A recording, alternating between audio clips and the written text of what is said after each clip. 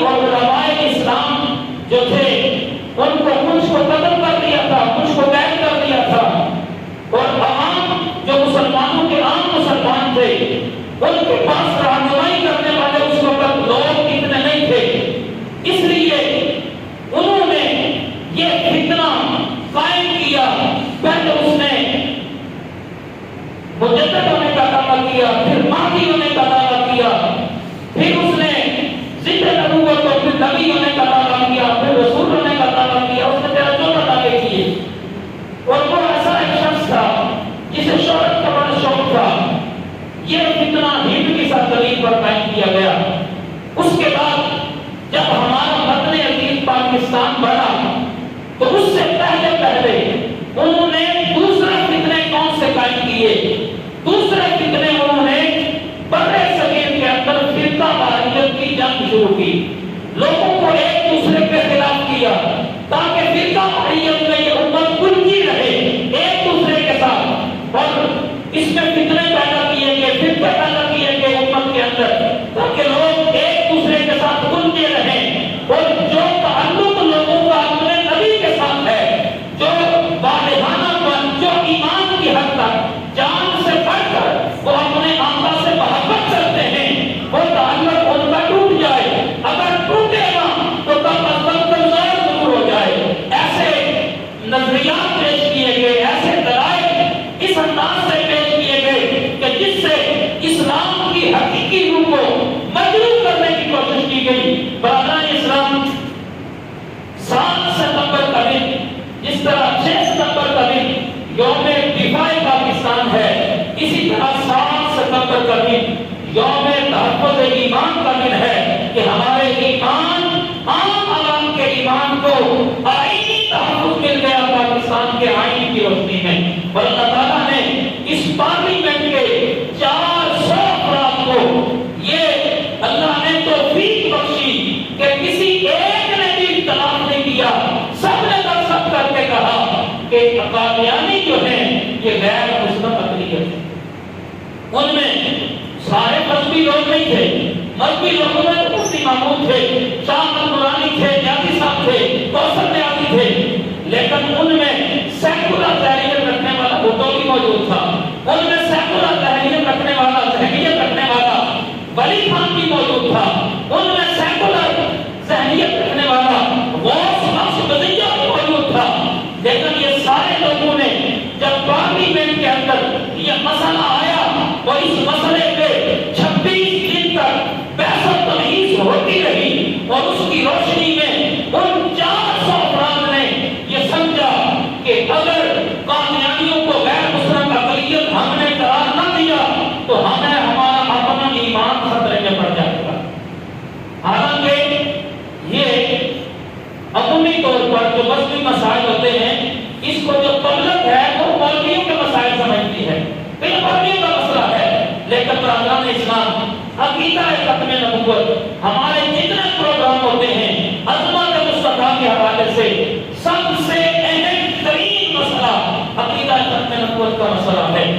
حضور صلی اللہ علیہ وسلم، ہمیں پہلے یہ سمجھنا ہوگا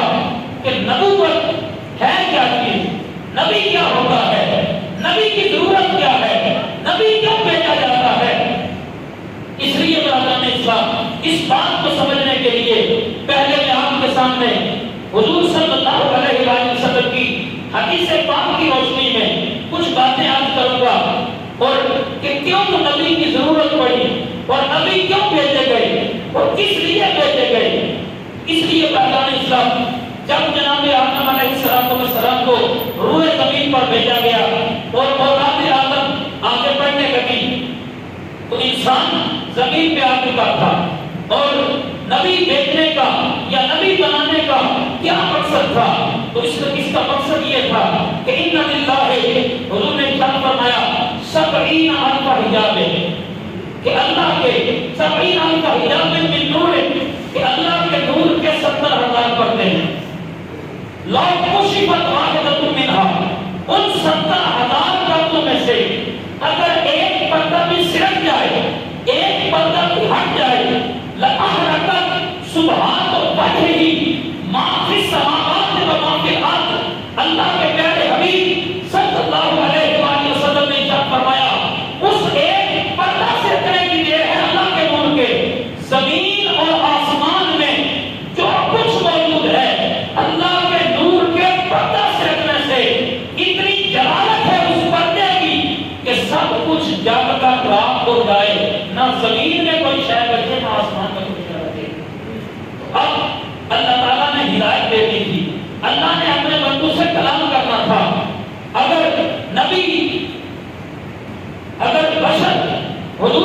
اللہ علیہ وآلہ وسلم اور نبیوں کی کیا ضرورت پڑی کہ بشر تو سارے موجود تھے،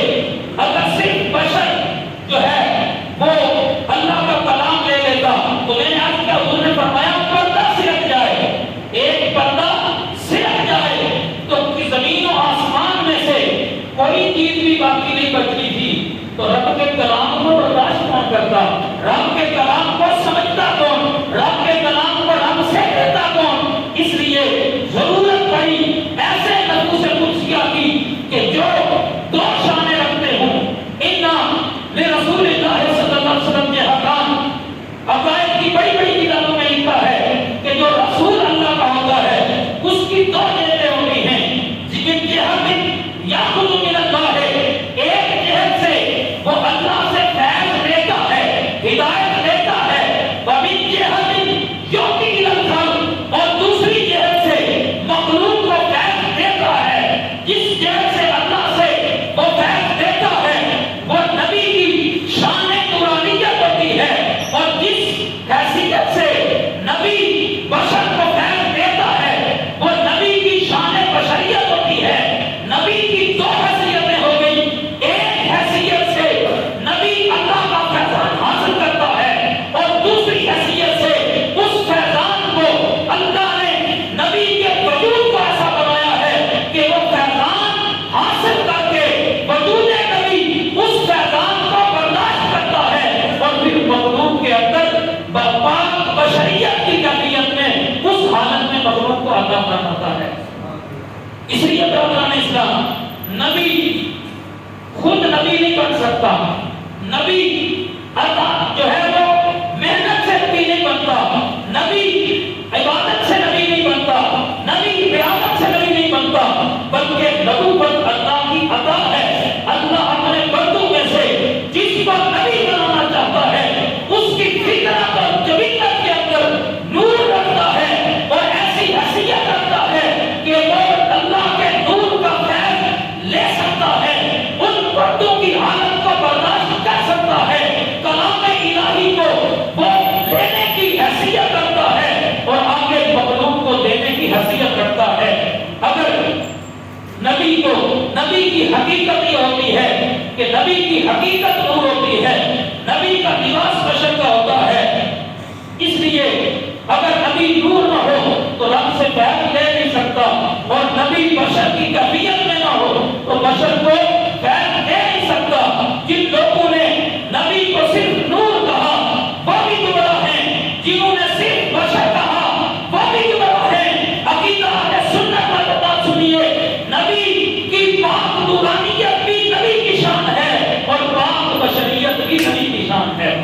بشریت کی، پاک بشریت بھی نبی کی شان ہے، نورانیت بھی نبی کی شان ہے، اور نبی لباس بشر میں کیوں آتا ہے؟ اس لیے آتا ہے تاکہ بشر زیارت کرے، تاکہ بشر فیض لے سکے، تاکہ بشر گفتگو کر سکے، تاکہ بشر بات کر سکے۔ وگرنہ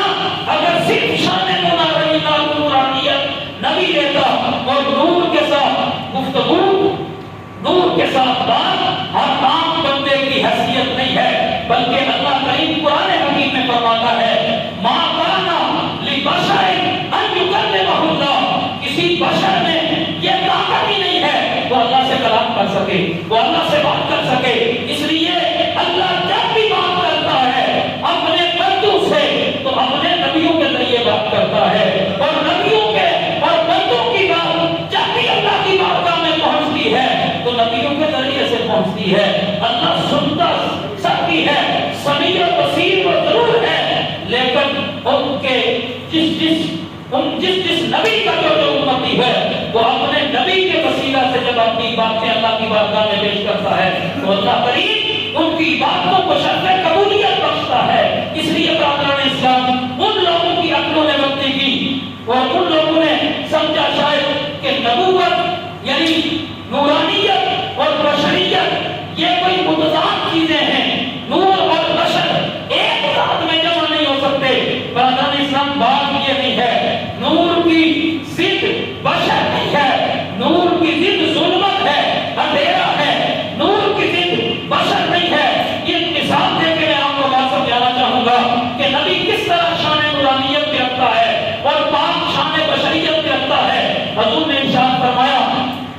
یہ تو حجر اسود جس کو حاجی اور عامر جو عمرہ کرنے والے ہیں جا کے چومتے ہیں، یہ کالا پتھر تو نہیں تھا۔ حضور نے فرمایا، حدیث پاک میں ہے، نزل من الجنت کان ابیض من البقر، حضور نے فرمایا کہ یہ پتھر جنت سے اتارا گیا تھا اور یہ دودھ سے بھی زیادہ سفید تھا اور نورانی نبیت رکھتا تھا۔ جب اس کو جناب ابراہیم علیہ السلام نے کعبے میں نصب کیا، کعبے کے اندر نصب کیا، تو اس کی روشنی پھیلی، آپ نے اس کی چھت پہ رکھا تو جہاں جہاں اس کی روشنی گئی حجر اسود کی، وہاں وہاں حرم کی حدود بندی ہو گئی، جسے ہم میقات حرم کہتے ہیں، جہاں سے آگے حاجی بغیر احرام کے آگے نہیں جا سکتا۔ یہ حجر اسود کے دور سے حدود حرم بنی ہوئی ہے، جس کو جناب ابراہیم علیہ السلام نے جب کعبے میں نصب کیا تو اس وقت وہ دور جس جہاں جہاں گیا وہ حدود حرم بنی، اور پھر عام حضرت ابراہیم علیہ السلام تو اس کو دیکھ بھی رہے تھے، عام بشر اس کو چومتا کیسے، اس حجر اسود کا بوسہ کیسے لیتا، اس کے اوپر پتھر کا لباس چڑھایا گیا تاکہ وہ عام بشر اس کو دیکھ سکے، اس کو چوم سکے اور اس کی زیارت کر سکے، تاکہ اللہ تعالیٰ اس پتھر کے ذریعے جو بشر کو خیر دینا چاہتا ہے، اپنے قرب کا، اپنی رحمت کا، اپنے کرم کا، اپنے فیوزات کا، وہ خیر بشر، وہ جو خیر بشر جو ہے پتھر سے، پتھر کی شکل میں تو دیکھ سکتا ہے، نور کی شکل میں دیکھ نہیں سکتا۔ اور قرآن میں ہے اگر ہم فرشتے کو نبی بناتے پھر بھی ہم بشر کی کیفیت میں اس کو دنیا میں بھیجتے،